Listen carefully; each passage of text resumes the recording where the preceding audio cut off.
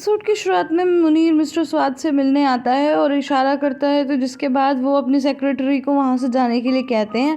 और उसके बाद वो बताता है कि आज़मी चाहता है कि हम दोनों फैमिलीज़ के बीच में झगड़ा ख़त्म कर दें और आपस में भी दोस्ती कर लें। जिस पर मिस्टर स्वाद पूछते हैं कि तुमने क्या कहा, तो वो बोलता है कि मैं आपसे पूछे बिना क्या कह सकता हूँ।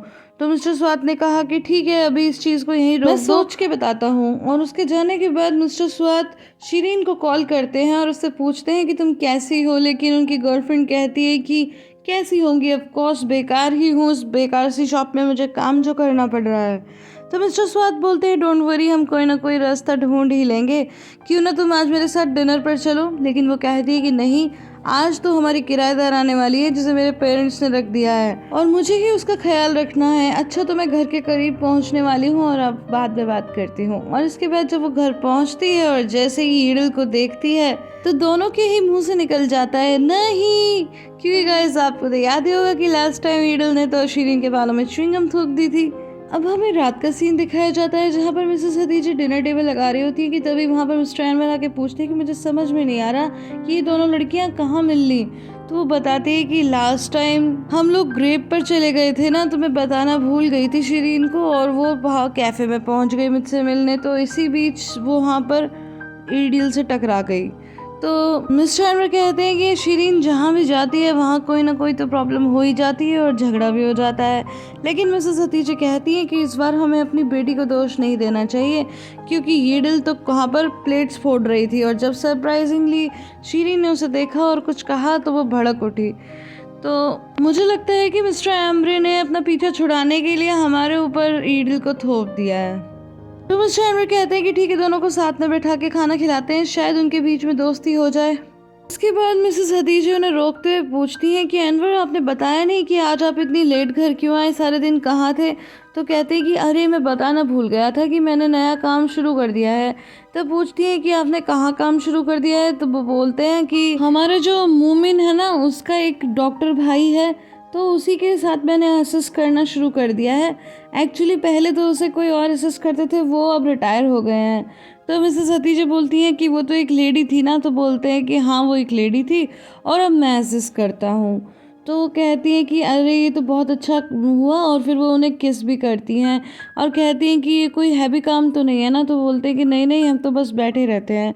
अब गाइस वो यहाँ पर छुपा रहे हैं क्योंकि फिर मिसेस हतीजा उन्हें ये काम करने नहीं देंगी, क्योंकि वो बोलती है कि आप हार्ट पेशेंट हो तो आपको इस उम्र में अब इतना काम नहीं करना चाहिए। नेक्स्ट सीन में हम देखते हैं कि दोनों बच्चे सार्प के पास आते हैं और उसे गुड नाइट बोलते हैं। तो सार्प कहते हैं कि बच्चों इतनी जल्दी। तो निशान बोलती है पापा हम थोड़ा थक गए हैं।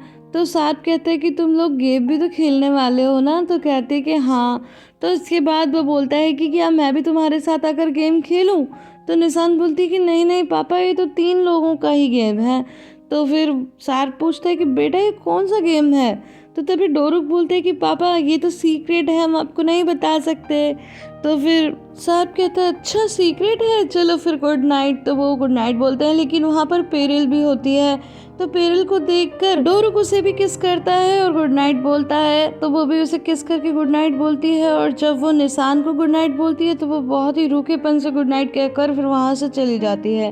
दोनों के जाने के बाद सार्प कहता है कि जब तुम डोरुक को प्यार करती हो तो निशान को अच्छा नहीं लगता, क्योंकि उसे ऐसा लगता है कि कहीं ना कहीं उसकी माँ की जगह ली जा रही है।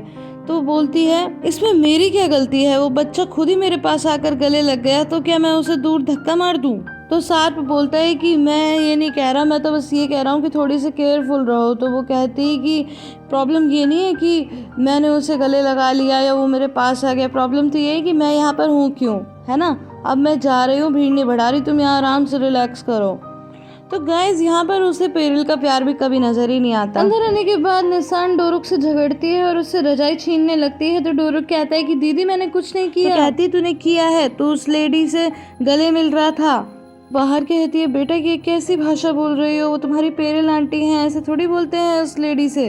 चलो चलो अब तुम लोग सो जाओ, और जैसे ही टाइम आएगा तो मैं तुम्हें जगा दूंगी और उसके बाद हम वो गेम खेलेंगे। तो ये सुनकर डोरुक बहुत खुश हो जाता है और फिर वो लोग फाइनली लेट जाते हैं। इसी में हम ईडल को मिस्टर एनवर की फैमिली के साथ डिनर करते हुए देखते हैं, और तभी मिस्टर एनवर उससे पूछते हैं कि तुम्हारा मिस्टर एम्ब्रे से क्या रिलेशन है।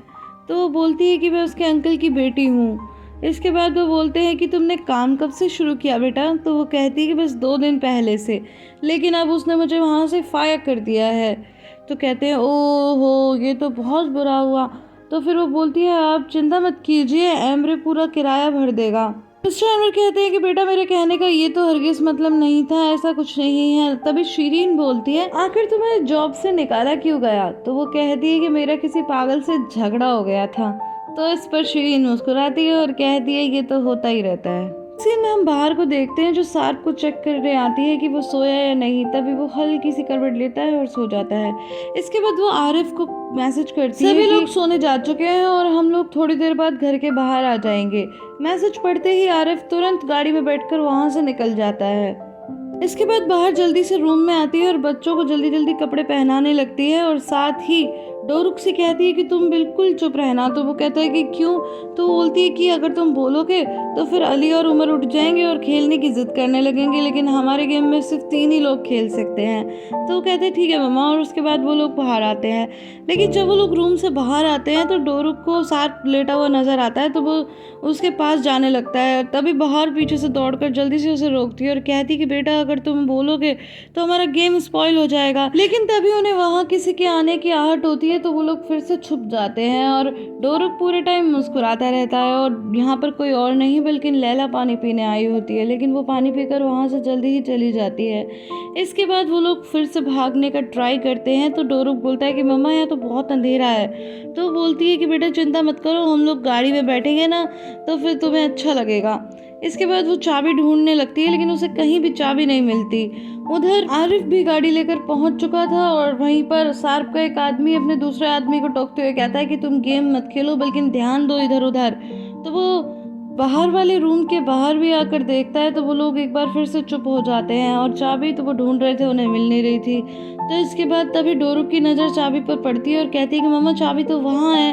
तो वो जल्दी से ये देखकर बहुत खुश हो जाती है और चाबी से फटाफट दरवाज़ा खोलकर वो लोग बाहर आ जाते हैं। और उसके बाद वो डोरुक को समझाते हैं कि उन्हें एक दीवार कूद के जल्दी से गाड़ी में बैठना होगा। तो वो कहता है कि गाड़ी में क्यों बैठना है?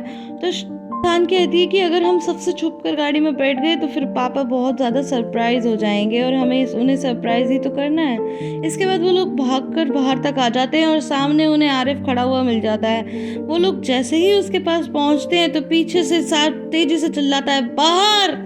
ये देखकर निशान तो एकदम डर जाती है और वो लोग भी बहुत डर जाते हैं। डोरुक दौड़ता हुआ सार्प के पास आ जाता है, हालांकि बाहर उसे रोकती रहती है और कहता है कि पापा हमने आपको बुद्धू बनाया, हमने आपको बुद्धू बनाया। इसके बाद वो उसे गोदी में लेता है और उसके बाद वो उसे अपने एक आदमी को दे देता है और बाहर से कहता है कि तुम इस ठग के साथ यहाँ से गाड़ी में भाग रही थी। तो वो कहती है कि प्लीज मेरी बात सुनो, मेरी बात सुनो, लेकिन वो कुछ सुनता नहीं है और इधर से आरिफ भी उसकी तरफ आने लगता है। तो तभी उसके आदमी वो चीज़ निकाल लेते हैं। गाइस आप समझ जाइए क्या चीज़। तो बाहर कहती है कि यहाँ पर बच्चे हैं, प्लीज़ इस चीज़ को अंदर कर लो। तो इसके बाद सार्प के इशारे पर वो लोग उस चीज़ को हटा लेते हैं।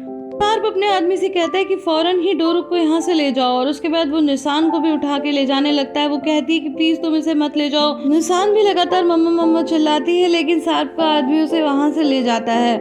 इसके बाद बाहर कहती है कि देखो प्लीज हमें यहाँ से जाने दो, मैं यहाँ से जाना चाहती हूँ। तो कहता है ठीक है तुम जाना चाहती हो ना तो जाओ। तो वो कहती है कि मैं बच्चों के बगैर कहीं नहीं जाऊंगी। तो कहता है अच्छा तो बच्चों के बिना कहीं नहीं जाओगी।